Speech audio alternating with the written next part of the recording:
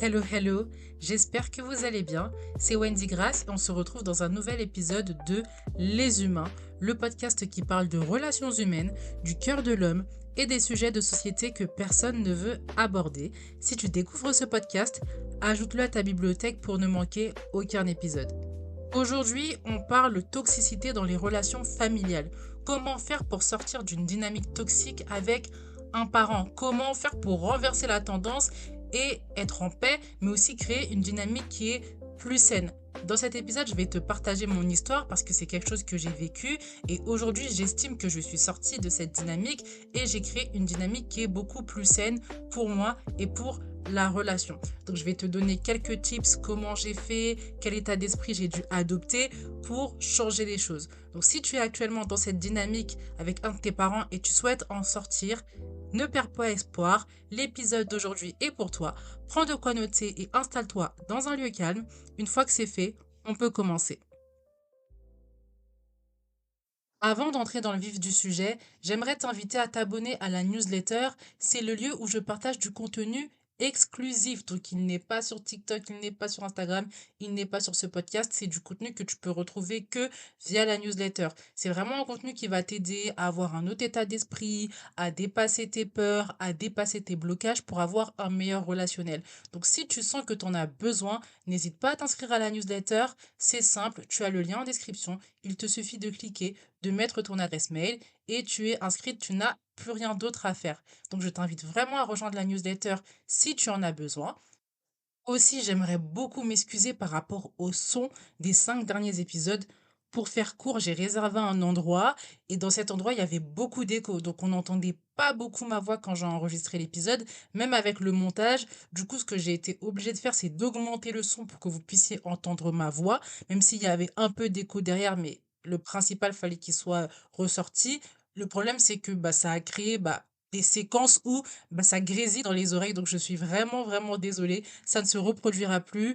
Je vais prendre maintenant des endroits où il n'y a pas d'écho. Je vais m'assurer de ça pour vous fournir la meilleure qualité. Donc, je suis désolée. J'espère quand même que vous avez pu retirer du bon dans les conseils que je vous ai donnés. Mais promis, je ne ferai plus cette erreur. Maintenant que j'ai dit tout ça, on peut entrer dans le vif du sujet. J'aimerais d'abord qu'on s'entende, toi et moi, sur la définition d'une dynamique toxique. C'est quoi concrètement une dynamique toxique avec un de tes parents? C'est une relation qui ne permet pas à tous les deux d'être épanouis sur du long terme. C'est une relation qui également amène un lot de problèmes importants. C'est une dynamique en fait qui ne vous élève pas, mais qui vous bouffe tous les deux. Il faut comprendre que lorsqu'on parle de dynamique toxique, on parle d'une relation, d'une dynamique dans une relation, et ça veut dire que ces deux personnes qui sont dans cette relation, c'est deux personnes qui ont des comportements toxiques l'un envers l'autre et qui créent la dynamique. Ça ne veut pas dire que les deux sont intrinsèquement mauvaises, les deux sont intrinsèquement pervers narcissiques. C'est pas ce que je suis en train de dire. Je dis simplement que s'il y a une dynamique toxique, c'est qu'il y a deux personnes qui ont des comportements toxiques et il va falloir changer. Dans notre cas de figure, la dynamique toxique avec un parent, ton parent, tu peux pas le changer. Tu peux pas forcer ta mère ou ton père à adopter des comportements moins toxiques.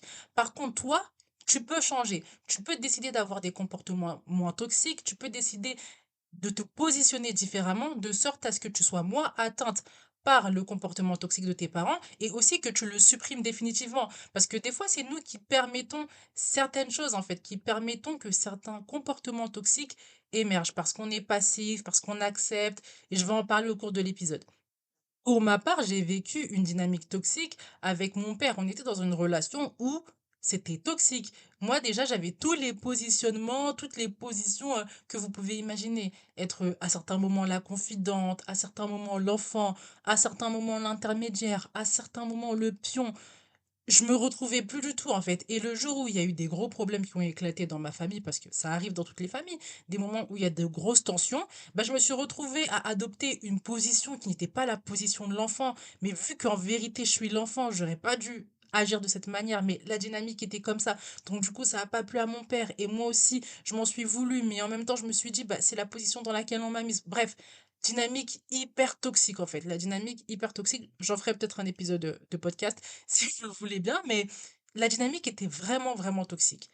Et en vivant tout ça, j'ai pris une décision, la décision qui est que je vais revenir à la place qui est la mienne, c'est-à-dire la place d'enfant. C'est-à-dire que toutes les choses que j'acceptais quand on me met dans des positions d'adulte, d'intermédiaire, de pion ou quoi qu'est-ce, bah, je vais commencer à refuser. Les choses que moi aussi je faisais de mon plein gré, il va falloir que j'arrête de les faire parce que ça me met d'office dans des positions qui finissent par me déranger par la suite. Je suis pas mauvaise en soi, mais j'ai des comportements toxiques et il faut les reconnaître. On est deux dans cette relation. Il n'y a pas qu'une personne qui rend la dynamique toxique. Il y a l'autre également. Et oui, on est dans une relation particulière parce que c'est le parent. Donc le parent est là pour nous protéger, etc. Sauf que tu grandis, tu finis par te rendre compte que déjà, ils savent pas se protéger eux-mêmes. C'est des adultes qui ont des problèmes. Et toi aussi, tu es devenu adulte. Donc tu as la responsabilité de ta propre santé, de ton propre bien-être, s'ils ont échoué dans ce domaine-là. Et la première chose que j'ai faite pour sortir de la dynamique toxique avec mon père, c'est de me rendre compte à quel point la dynamique est problématique. J'ai arrêté de faire semblant que c'était normal. J'ai arrêté de me voiler la face. J'ai arrêté de me dire que c'était pas problématique. Parce que la vérité, c'est que si c'était problématique, c'était toxique et que c'était pas bon pour moi. J'ai aussi pris le temps de me poser et de réfléchir à la dynamique en tant que telle, passant en revue les détails, passant en revue les différentes positions que j'avais, pourquoi la situation était problématique, pourquoi ça devenait intenable pour moi, pourquoi c'est toxique. J'étais tellement dans la situation, j'étais tellement dedans que j'avais jamais pris le temps de m'asseoir, de prendre du recul et de me rendre compte à quel point c'était problématique et qu'est-ce qui concrètement est problématique. Je le savais un peu dans mon cœur que j'étais pas à l'aise, etc. Mais vu que je me suis jamais posée, vu que j'ai jamais réfléchi à vraiment le pourquoi je me sentais pas bien, pourquoi je trouvais que c'était problématique, je me laissais complètement vivre, j'étais complètement passive et puis j'avais pas de stratégie concrète pour dépasser tout ça et pour sortir de la dynamique toxique. Tout simplement parce que j'avais pas pris le temps de réfléchir. Une chose aussi qui m'a vraiment aidée, c'est d'arrêter de minimiser ce que je ressens, arrêter de minimiser ma tristesse, arrêter de minimiser mon malaise, ma gêne, ma culpabilité, arrêter de minimiser toutes ces choses, tous ces sentiments que je ressens, parce que c'est un indicateur en fait. Mes sentiments, c'est vraiment une boussole. Ça m'indique comment bah, je réagis aux situations que je vis et ce n'est pas rien, ce n'est pas rien, faut vraiment prendre ça en considération, surtout si on veut changer une dynamique. En fait, il faut avoir un déclic. Et le déclic, je l'ai eu quand je me suis posée, que j'ai réfléchi à tout ça et que j'ai commencé à me prendre au sérieux. Ce sera la même chose pour toi. Quand tu vas te poser, quand tu vas arrêter de minimiser ce que tu ressens, quand tu vas vraiment analyser la situation et quand tu vas prendre la décision que ça y est, c'est fini, je me prends au sérieux et je ne mérite pas de vivre tout ça, à ce moment-là, tu vas voir, ça va être beaucoup plus facile pour toi d'agir et de sortir de cette dynamique. Un autre point que j'aimerais aborder, c'est la peur de sortir de sa zone de confort. Tu as passé plusieurs années dans cette dynamique, tu as tes habitudes, ça fait partie de toi et tu as peur d'aller vers l'inconnu parce que c'est quelque chose que tu ne connais pas. Je te comprends parce que moi aussi, je suis passée par cette situation. Je suis passée par cette situation où j'étais tiraillée entre bah, mes habitudes, pas envie de les changer, rester dans ma zone de confort, mais également la volonté, le désir d'être dans une meilleure position, de me sentir mieux. Faut que tu comprennes une chose, c'est que l'inconnu, tu peux le créer aussi. C'est pas quelque chose qui est complètement inconnu. Dans l'inconnu, il y aura toi. Et toi, tu peux créer les choses, tu peux créer des situations, tu peux créer quelque chose de meilleur. Donc, il faut vraiment que tu aies de l'espoir dans l'avenir, que tu aies l'espoir que ça va mieux se passer et que dans tous les cas, la dynamique dans laquelle tu es ne vaut pas que tu restes dedans, même si tu ne connais pas. L'inconnu vaut toujours mieux que ce que tu vis parce que tu te sens pas bien, tu vas mal, tout va mal dans ta vie, tu le sais très bien dans tous les cas. J'ai même pas besoin de te le dire parce que tu es dans cette dynamique, donc tu sais ce que tu vis. Puisque tu sais ce que tu vis, envisage le meilleur, envisage le positif. Et ça, c'est vraiment quelque chose, personnellement, cette année, ce début d'année, c'est vraiment un jeu qui m'a révélé que faut être positif dans la vie. Faut être positif, faut être joyeux, faut être optimiste. Ce qu'on vit, c'est pas la fin en fait. Faut arrêter de se limiter par rapport à ce qu'on vit. Il y a de meilleures choses qui t'attendent, mais c'est à toi de prendre la décision d'accueillir ces meilleures choses dans ta vie. Et ça passe par le fait de sortir de dynamiques toxiques, par exemple, avec l'un de tes parents. Après m'être rendu compte à quel point la situation était problématique, je me suis assise et je me suis maintenant posé cette question. Qu'est-ce que tu veux, Wendy, concrètement? Qu'est-ce que tu veux pour cette relation? Qu'est-ce que tu veux pour toi-même aussi? Concrètement, je me suis dit à quoi ça ressemblerait une relation où je me sens bien, une relation où j'ai une position qui est confortable, où je me sens pas tiraillée, où je ne culpabilise pas, où je me sens bien, en fait, où je suis en paix. Ça a vraiment été une étape importante parce que ça m'a permis de diriger ensuite mes actions vers le résultat que je m'étais envisagé dans ma tête. Sans direction, il peut pas y avoir des actions appropriées. C'est des actions qui sont automatiques, des actions que tu testes ici et là, mais il n'y a pas de direction, il n'y a pas de sens en fait à ce que tu fais. Donc tu peux pas obtenir un bon résultat. C'est pour ça que c'est vraiment important que tu prennes le temps de te poser, de te demander concrètement à quoi ta vie va ressembler après être sorti de la dynamique toxique avec ton parent, à quoi la relation elle-même, elle va ressembler, mais toi aussi, comment tu vas te sentir, comment tu veux te sentir, quel sentiment tu as envie de débarrasser, de quel fardeau aussi tu as envie de te débarrasser. Toutes ces questions, tu dois te les poser pour ensuite prendre les actions qui vont correspondre à cette direction.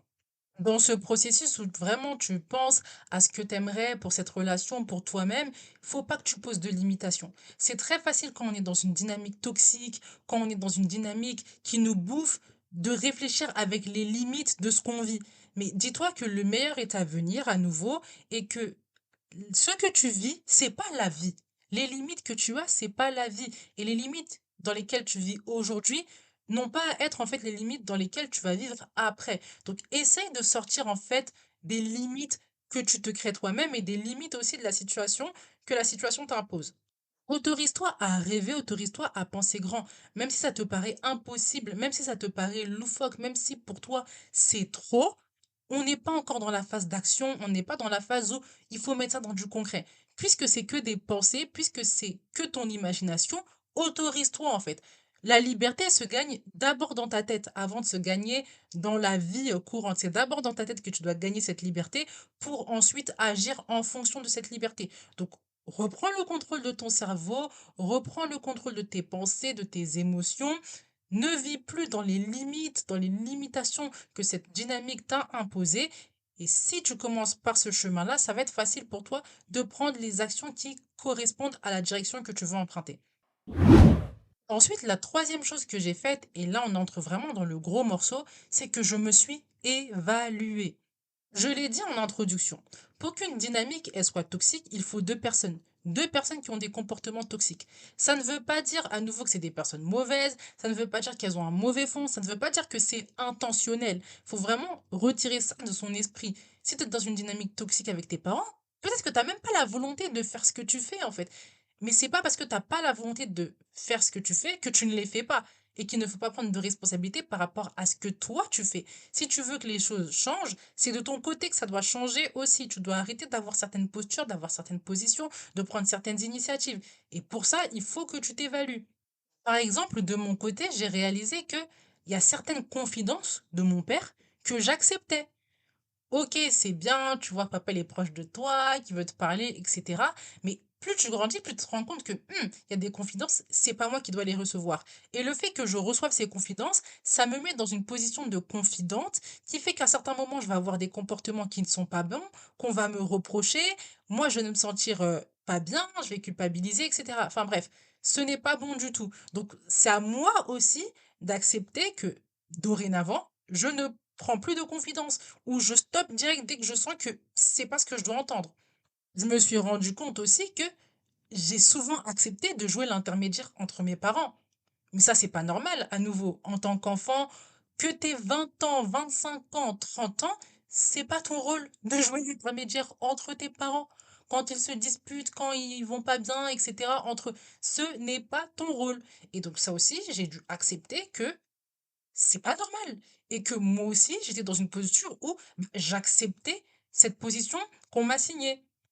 Je me suis aussi rendu compte qu'il y a certaines initiatives que j'ai prises en pensant que j'étais l'adulte de la maison, que j'étais l'épouse de mon père, mais absolument pas. C'est faux. Je n'étais pas l'épouse de mon père. Et quand tu prends ce genre d'initiative, ton parent qui est toxique aussi va recevoir, il va pas te dire, ah non, là, t'abuses un petit peu, je vais m'occuper de ça, c'est pas à toi de faire ça. Tu t'engouffres comme ça dans une position, en fait, qui va te mettre mal par la suite, où tu vas te sentir pas bien, etc. Et la dynamique, elle est encore toxique parce que t'as pas la position d'enfant que tu devrais avoir. En fait, je me suis vraiment assis, je me suis vraiment évaluée et j'étais pas en train de faire un jugement de valeur sur ma propre personne. Je suis l'enfant, donc il n'y a pas d'intentionnalité dans ce que je fais. Mes parents aussi, mon père là en l'occurrence, il me met dans une position où bah je fais ça en fait et je pense que c'est normal, etc. Parce que lui aussi il est dedans, c'est lui aussi qui a créé ça. Je me suis pas jugée, en fait. Je me suis pas jugée. J'ai juste regardé concrètement à ce que je faisais.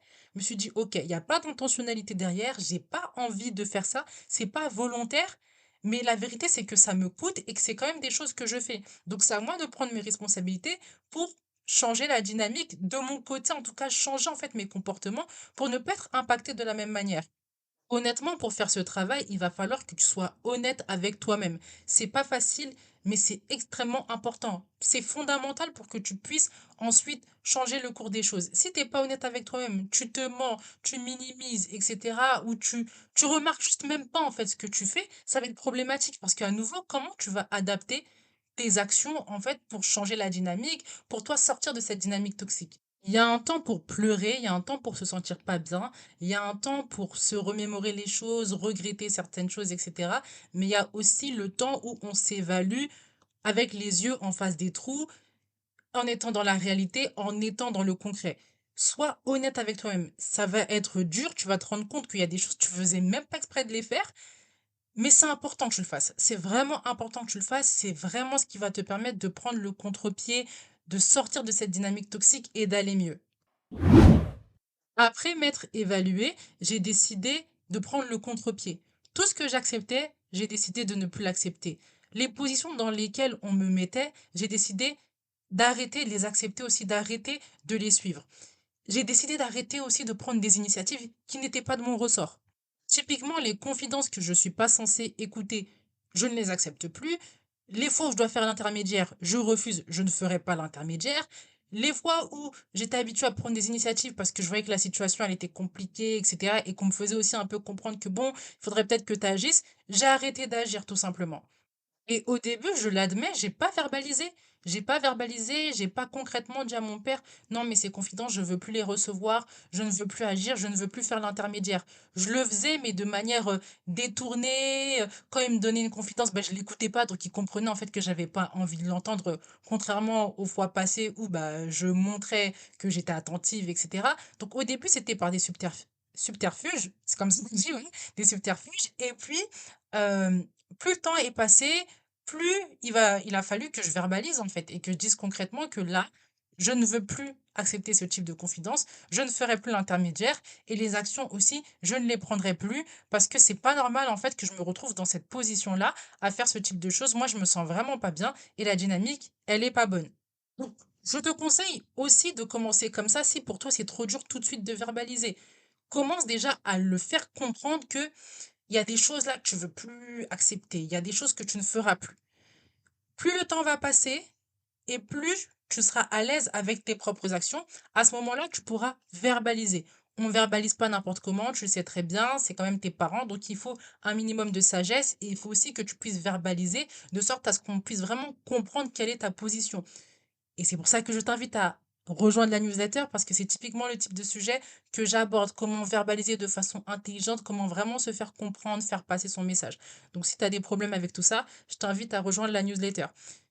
Mais il va falloir, à un moment donné, verbaliser. Parce que il y a des parents aussi qui vont fermer les yeux, hein, qui vont voir hein, tout ce que tu fais, que tu as changé, etc. Mais tant que tu l'as pas dit, tant que tu l'as pas verbalisé, ils vont faire comme si ça n'existait pas. Et ils vont jouer comme ça à l'usure jusqu'au jour où tu vas craquer. Donc c'est important pour toi de verbaliser. C'était comme si tu marquais vraiment un arrêt, en fait, une décision, un changement que tu tiens. Et une fois que tu l'as verbalisé, mais c'est comme un engagement que tu poses. Et donc, pour toi, c'est plus facile ensuite de tenir cet engagement. Prends ton courage à deux mains, ça va pas être facile, ça va être dur, je te promets pas la facilité, mais je te promets que tu vas aller mieux. Ça, c'est la chose que je te promets, tu vas aller mieux. Mais ça demande à ce que tu prennes en responsabilité, ça demande à ce que tu sois adulte, mais pas pour tes parents, tu sois adulte pour toi-même. Combien de fois tu as été adulte pour tes parents? Combien de fois tu as été l'adulte plus que eux-mêmes sont l'adulte? Aujourd'hui, c'est à toi d'être adulte pour toi-même, en fait, pour aller mieux. Je te promets que tu vas aller mieux, mais je te promets pas la facilité. Mais c'est pas parce que c'est pas facile que tu vas pas y arriver. C'est pas parce que c'est pas facile que ce n'est pas possible. Tu vas y arriver, mais il faut prendre ton courage à deux mains, agir et tenir ferme. Ça me permet d'aborder mon dernier point qui est de tenir ferme. Ton père ou ta mère va tester tes limites, va essayer de t'avoir à l'usure, va essayer de te faire culpabiliser, va essayer de dépasser tes limites. C'est à toi de tenir ferme, c'est à toi de te rappeler pourquoi tu as décidé de changer de comportement. C'est à toi de te prioriser. Je l'ai dit précédemment, combien de fois tu as été l'adulte pour tes parents, mais combien de fois tu as été l'adulte pour toi? Combien de fois tu t'es protégé, en fait? Combien de fois tu t'es pas protégé, en fait? Donc, il est temps maintenant de te protéger et il faut tenir ferme. Il y a un moment où ils vont finir par comprendre, ils n'auront pas d'autre choix. Mais entre le moment où tu l'annonces, où tu changes de comportement et le moment où ils comprennent, il y a un temps. Et dans ce temps-là, ce qui va grandement t'aider, c'est de tenir ferme. C'est ce qui va permettre qu'ils comprennent en fait finalement. Si tu tiens pas ferme, si tu tombes, si tu réacceptes d'entrer dans cette dynamique, ils vont capter en fait que ce que tu dis, c'est juste du vent en fait. Et ils vont te laisser des fois avoir tes coups de gueule, etc. Mais ils savent très bien qu'au final, bah, tu vas revenir. Tu dois tenir ferme. Tu dois tenir ferme pour toi-même, pour ta santé, pour aller mieux, pour être aussi l'exemple d'autres personnes qui sont autour de toi, qui sont dans cette dynamique-là. Je pars du principe vraiment que si tu vis quelque chose dans ta vie, c'est pas que pour toi. Quand tu vis des difficultés dans ta vie, c'est pour ensuite témoigner, c'est pour ensuite partager ça à tes enfants, partager ça aux personnes qui sont autour de toi et qui vivent la même chose que toi. Donc ta victoire, c'est pas que ta victoire, c'est aussi la victoire des autres. Et c'est pour ça que tu dois tenir ferme, tu dois tenir ferme, même quand on va te tester, même quand ça va être difficile, tiens ferme. Et si tu es croyante, vraiment appuie-toi sur la parole, appuie-toi sur la prière, appuie-toi sur tout ce qui peut t'aider en fait spirituellement pour tenir. Si je te parle de mon cas, avec mon père, ça n'a pas été facile aussi. Il me disait que ce que je faisais, c'était pas bien, il me faisait culpabiliser, il était agressif, il essayait de me tester, etc.